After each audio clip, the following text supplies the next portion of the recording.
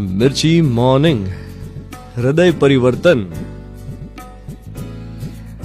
પહેલી વાર આ શબ્દ મેં વાંચેલો એક વાર્તામાં, એક એવી વાર્તા જે તમે પણ તમારા બાળપણમાં સાંભળી જ હશે. વાલિયો લૂંટારો વાલ્મીકી કેવી રીતે બન્યો. હવે એ સ્ટોરીમાં એક લાઈન આવતી કે વાલિયા લૂંટારાનું હૃદય પરિવર્તન થયું.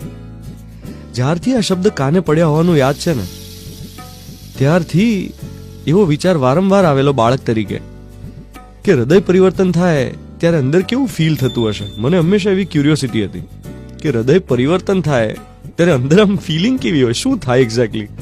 મેં મારા નાનાજીને પૂછેલું, બહુ નાનો હતો ત્યારે. તેમણે કહેલું કે એ તો તને અનુભવ થશે ત્યારે જ સમજાશે, બીજું કોઈ સમજાવી નહીં શકે.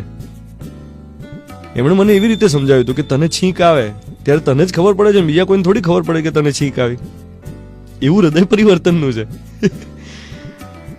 અને પછી ધીરે ધીરે મોટા થયા પછી ત્યારથી લઈને અત્યાર સુધીમાં ઘણી વાર થયું છે પરિવર્તન હૃદયનું, જેને શબ્દોમાં વર્ણવવું વધુ શક્ય નથી. થોડું ઘણું કહી શકાય. કેવી રીતે કહી શકાય કે કોઈ વ્યક્તિ માટે લાગણી થાય, તીવ્ર લાગણી.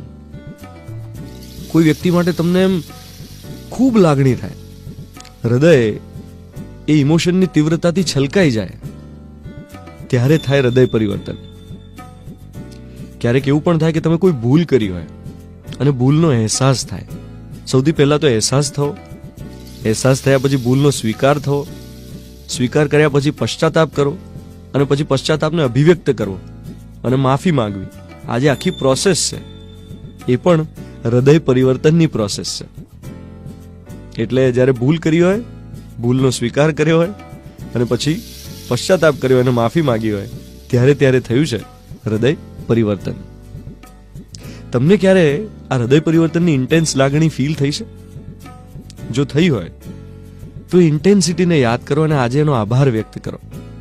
કારણ કે આ હૃદય પરિવર્તનની ક્ષણો એ તમને આખા સમૂળગા બદલી નાખે છે. એ પરિપક્વતાની ક્ષણ હોય છે.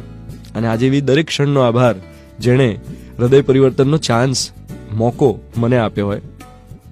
અને તમારા માટે પણ એ પ્રાર્થના કે એક ક્ષણની ઇન્ટેન્સિટી તમને યાદ આવે અને તમે પહેલા કેવા હતા ને એ હૃદય પરિવર્તન પછી કેવા થયા, એ બદલાવનો અહેસાસ આજીવન રહે.